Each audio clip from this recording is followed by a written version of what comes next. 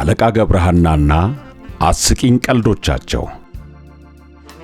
ምዕራፍ 8 ኩርፊያ ወይስ ንስሐ?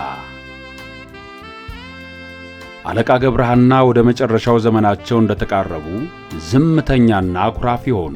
ሥጋ ወደሙ ከተቀበሉ በኋላም አንደበታቸውን ከልክለው ከእረኛ ጋር ሲውሉ ቤተ ዘመዶቻቸው ጋኔን ሰፍሮባቸዋል ብለው ጠበል እያስጠመቁ ቢያሰቃዩአቸው፣ ኧረ እባካችሁ ተውኝ፣ ቀሃና አንገረብ ወንዝ አይደለም እንዴ የምኖረው? ታዲያ እንዴት ይህን ውሃ ፈርቶ የተወኛል ብላችሁ ነው እንዳሉ ይወሳል። ከዚያም እግዚአብሔርን ላመሰግንበትና ልሰብክበት ቁም ነገር ልናገርበት በተሰጠኝ አንደበቴ ዋዛ ፈዛዛ ስናገርበት ኖሬአለሁ በማለት አንደበታቸውን ከልክለው ከመጠጥና ጥሩ ምግብ ተቆጥበው መሬት እየተኙ መኖር ጀመሩ። አለቃ ገብረሃና አባ አጋቶን የሚባለውን ክፉ እንዳይናገር ድንጋይ ጎርሶ ይኖር የነበረ መነኩሴ ሕይወት ለመኖር ይጥሩ ነበር። መጻሕፍቱን ሰብስበውም መሳቂያ መዘበቻ አደረግኳቸው እያሉ ይቅርታ ይጠይቁ ነበር ይባላል። የሃይማኖት ሰው ስለነበሩ እርጅና ሲጫጫናቸው እንደ ዘመናቸው ስለ ነፍሳቸው መጨነቃቸው ከቶውኑ የሚገርም አይደለም።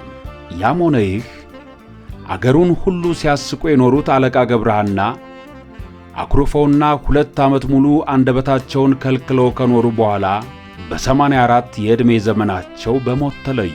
ልጃቸው አለቃ ተክሌንም ደቀ መዛሙርት ስላበረከቱለት ካህናቱ ጠምደው ይዘውት ነበርና አባቱ በሞቱ በ10ኛው ዓመት መድኃኒት አቅምሰው ገደሉት።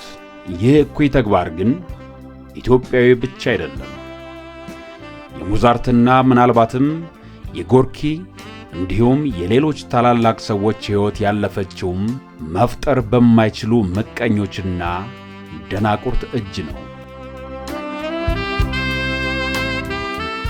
አለቃ ገብረሃናና አስቂኝ ቀልዶቻቸው። በአረፋ ኃይኔ ሀጎስ። ተራኪ ሄኖክ ዘርአብሩክ። ዌል አርት ሚዲያን ላይክ፣ ኮሜንት፣ ሼር እና ሰብስክራይብ በማድረግ ቤተሰብ ይሁኑ።